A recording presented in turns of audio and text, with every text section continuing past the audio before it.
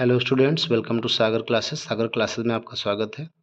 Students, आज के इस वीडियो के माध्यम से हम लोग डिस्कस करने वाले हैं यूपी बोर्ड क्लास 9th में जो सोशल साइंस सब्जेक्ट आता है, इसमें एक सिविक्स का पोर्शन होता है, नागरिक शास्त्र का, और उसी सिविक्स का यानी उसी नागरिक शास्त्र के पोर्शन का चैप्टर सेकेंड आता है कॉन्स्टिट्यूशनल डिज़ाइन। और इसी के पार्ट थर्ड यानी लॉन्ग आंसर टाइप क्वेश्चंस के सॉल्यूशन को आज हम लोग समझेंगे। और इसके पिछले वीडियो में हम लोगों ने इसी चैप्टर के शॉर्ट आंसर्स को और उसके भी पिछले वीडियो में मल्टीपल चॉइस क्वेश्चंस को हम लोगों ने डिस्कस किया था। सो गाइज, चलिए आज इसके डिटेल क्वेश्चंस के जो है सॉल्यूशन को समझ लेते हैं। तो बढ़ते हैं सबसे पहले फर्स्ट क्वेश्चन की ओर। तो फर्स्ट क्वेश्चन क्या, देखिए, explain the making of the Indian constitution. भारतीय संविधान के निर्माण को समझाना है, यानी भारतीय संविधान का जो मेकिंग हुआ यानी बनाया गया, उसके मेकिंग को, उसके निर्माण को एक्सप्लेन करना है। तो आंसर क्या होगा? The Indian constitution was framed by the constituent assembly, यानी जो कॉन्स्टिट्यूंट असेंबली थी, संविधान सभा थी, उसी के द्वारा भारतीय संविधान का फ्रेम तैयार किया गया, संरचना तैयार की गई। और विच वाज फॉर्म्ड इन दिसंबर 1946। और इसकी संरचना कब बनाई गई? तो दिसंबर महीने में 1946 में, 1946 में दिसंबर महीने में इसका फ्रेम तैयार किया गया। The assembly included representatives from different parts of the country and various communities. भाई, असेंबली में क्या किया, कौन कौन से लोग इंक्लूड थे? तो इसमें रिप्रेजेंटेटिव थे, लोगों के द्वारा चुने गए प्रतिनिधि थे। From different parts of the country, देश के अलग अलग हिस्सों से आए थे लोग। एंड वेरियस कम्युनिटीज़, और अलग अलग कम्युनिटीज़ के यानी समुदायों के लोग थे। Doctor Rajendra Prasad was it's president, और इस कॉन्स्टिट्यूंट असेंबली के जो प्रेसिडेंट थे वो डॉक्टर राजेंद्र प्रसाद थे। While doctor B R Ambedkar यानी Bhimrao Ambedkar was the chairman of the drafting committee, और इसकी जो संविधान की ड्राफ्टिंग कमेटी थी, मसौदा समिति, उस मसौदा समिति के जो चेयरमैन थे वो डॉक्टर भीमराव अम्बेडकर थे। ठीक है, नेक्स्ट बात करते हैं। The members carefully discussed every provision before finalizing the constitution. संविधान को फाइनल करने से पहले हर मेंबर ने, जितने भी मेंबर्स थे यानी कॉन्स्टिट्यूंट असेंबली में, संविधान सभा में, उन्होंने एक एक प्रोविज़न को यानी हर प्रोविज़न को, संविधान के हर प्रावधान को सावधानी पूर्वक पहले डिस्कस किया यानी चर्चा की उसके बारे में। The drafting process took about 2 years, 11 months and 18 days। और इस ड्राफ्टिंग प्रोसेस में यानी जो इसका ड्राफ्ट बनाया गया, मसौदा बनाया गया, इसकी मसौदा बनाने की प्रक्रिया में लगभग 2 वर्ष 11 माह और 18 दिन का समय लग गया था। The constitution was adopted on 26 नवंबर 1949। और जब कॉन्स्टिट्यूशन बन के तैयार हो गया तो इसको लोगों ने 26 नवंबर 1949 को अडॉप्ट कर लिया। And came into force on 26 जनवरी 1950। और 26 जनवरी 1950 में ये लागू हो गया। देखिए, अडॉप्ट कर लिया गया 26 नवंबर 1949 को, लेकिन लागू नहीं हुआ 26 नवंबर 1949 को, लागू नहीं हो पाया था। लागू हुआ कब? 26 जनवरी 1950 को, यानी प्रभाव में कब आया? 26 जनवरी 1950 को, लेकिन अडॉप्ट कर लिया सभी ने 26 नवंबर 1949 को ही। Which is celebrated as the Republic Day. और यही 26 जनवरी जो है, हम लोग जो है रिपब्लिक डे के रूप में आज भी सेलिब्रेट करते हैं, गणतंत्र दिवस के रूप में आज भी इसको हम लोग मनाते हैं। It is the longest written constitution in the world. ये दुनिया का सबसे बड़ा लिखित संविधान है। And provides a democratic framework, और ये लोकतांत्रिक संरचना को प्रोवाइड कराता है, यानी लोकतांत्रिक ढांचे को प्रदान करता है। फॉर गवर्निंग द कंट्री, यानी देश पर शासन करने के लिए। और क्या करता है? इट गारंटीज फंडामेंटल राइट्स, ये मौलिक अधिकारों की गारंटी भी दिलाता है। और क्या करता है? स्टेबलाइजेज डेमोक्रेटिक इंस्टीट्यूशंस, और लोकतांत्रिक संस्थाओं की भी स्थापना करता है। And ensures justice, liberty, equality and fraternity for all citizens. और सभी नागरिकों के लिए जो जस्टिस है, न्याय है, लिबर्टी स्वतंत्रता, इक्वलिटी समानता, और फ्रेटर्निटी यानी भाईचारा, इन सभी चीज़ों को इंश्योर करता है, सुनिश्चित करता है। नेक्स्ट क्वेश्चन नंबर सेकंड की बात करें तो क्वेश्चन नंबर सेकंड जो है, describe the main features of the Indian constitution. भारतीय संविधान की जो मुख्य विशेषताएं हैं, मेन फीचर्स हैं, उनको यहाँ पर डिस्क्राइब करना है, वर्णन करना है। तो इसका जो आंसर है, the Indian constitution has several important features. भारतीय संविधान की ढेर सारी महत्वपूर्ण विशेषताएं हैं। It is the supreme law of the country, ये देश का सबसे बड़ा जो है कानून है। And no law can violate its provisions, और इसके प्रावधानों को कोई भी कानून जो है वायलेट नहीं कर सकता, यानी उनका हनन या उनकी हिंसा नहीं कर सकता।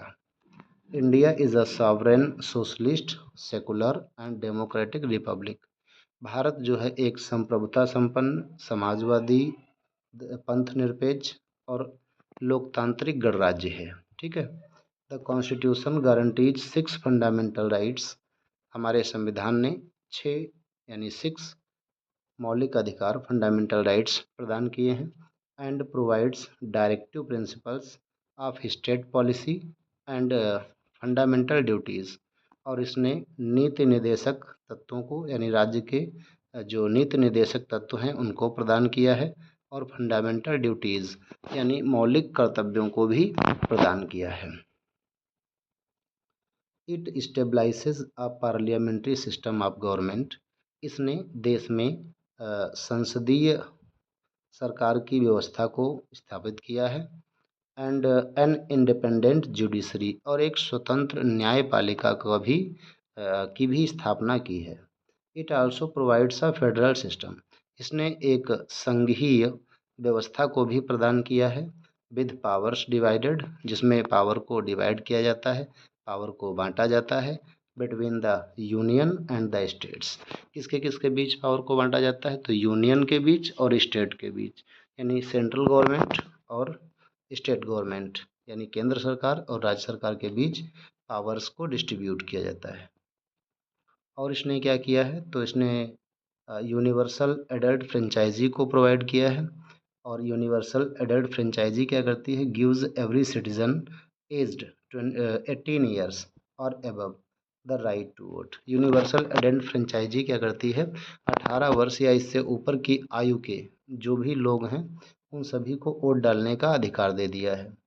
The constitution promotes justice. संविधान क्या करता है, न्याय देता है। लिबर्टी यानी स्वतंत्रता, इक्वलिटी यानी समानता, एंड फ्रेटर्निटी यानी भाईचारा, while protecting the unity and integrity of the nation. और राष्ट्र की यानी एकता और इंटीग्रिटी, इंटीग्रिटी का मतलब होता है समेकता, को भी प्रोटेक्ट करता है, यानी सुरक्षा प्रदान करता है। These features make it one of the longest democratic constitutions in the world। यानी दुनिया के जो सबसे बड़े या सबसे मजबूत जो डेमोक्रेटिक कॉन्स्टिट्यूशंस हैं, लोकतांत्रिक संविधान हैं, उनकी ये क्या है, दीज फीचर्स, ये जो विशेषताएं हैं, ठीक है, इसको क्या करती हैं, मेक यानी बनाती हैं।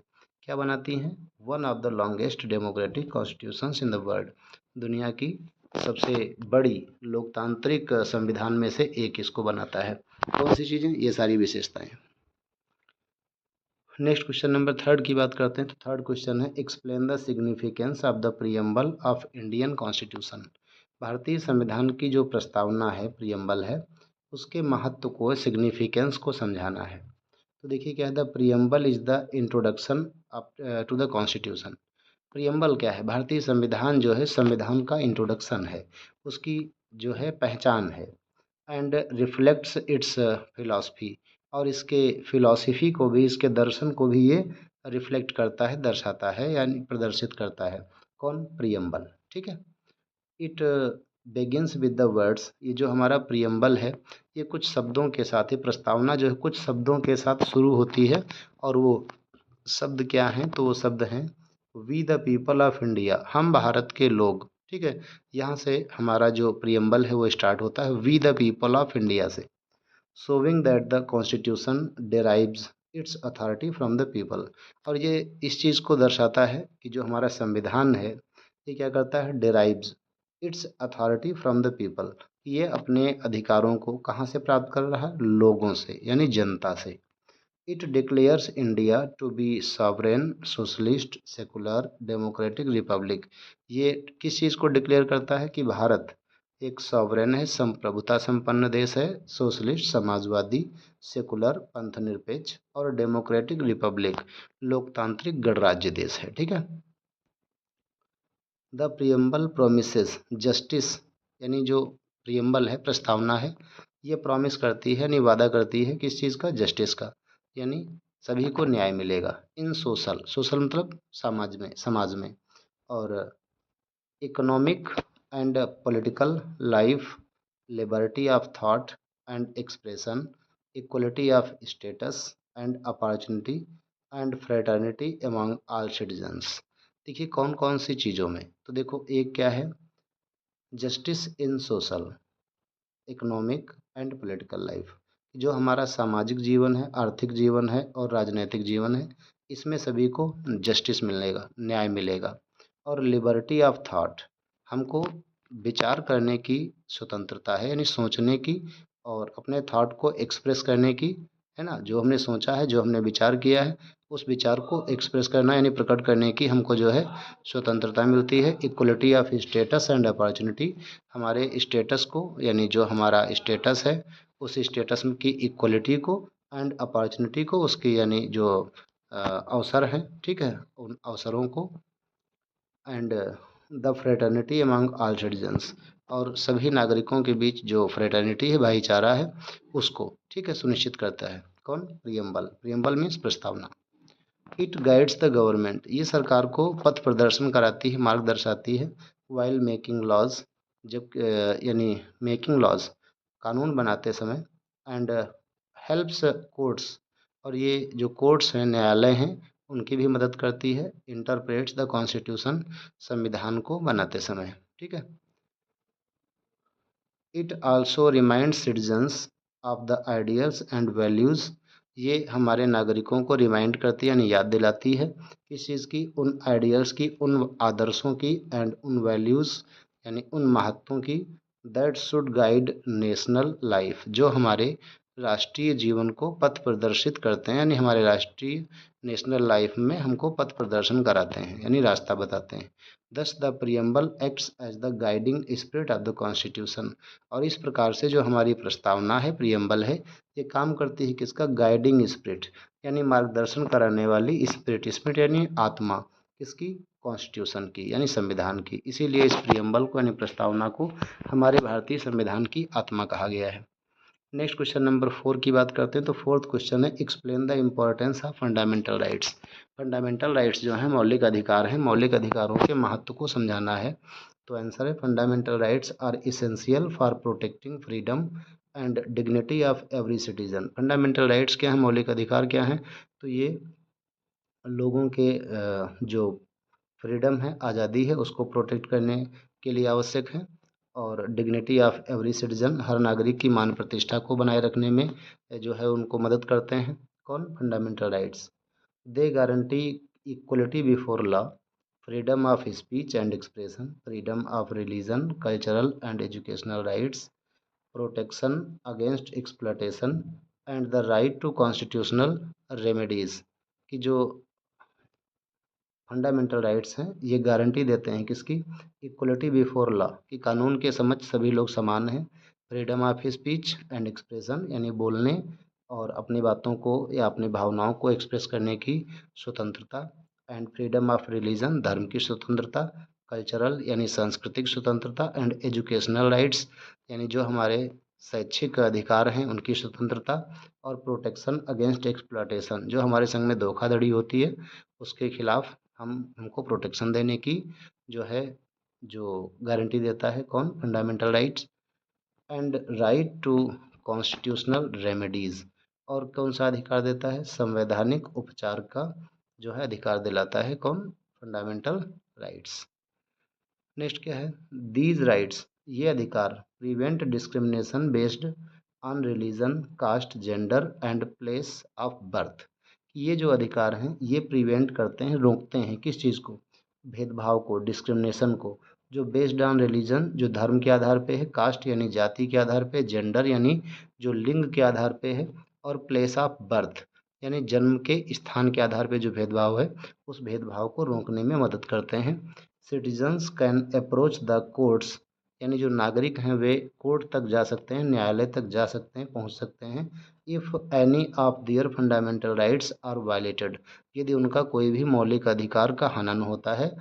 Fundamental rights also ensures that the government can not misuse its powers, fundamental right ये भी सुनिश्चित करते हैं, यानी मौलिक अधिकार ये भी सुनिश्चित करते हैं कि जो गवर्नमेंट है, सरकार है, can not misuse it's power, ये अपनी सरकार का मिसयूज नहीं कर सकती है, यानी दुरुपयोग नहीं कर सकती है। दे स्ट्रेंथन डेमोक्रेसी, ये हमारे लोकतंत्र को मजबूती देते हैं।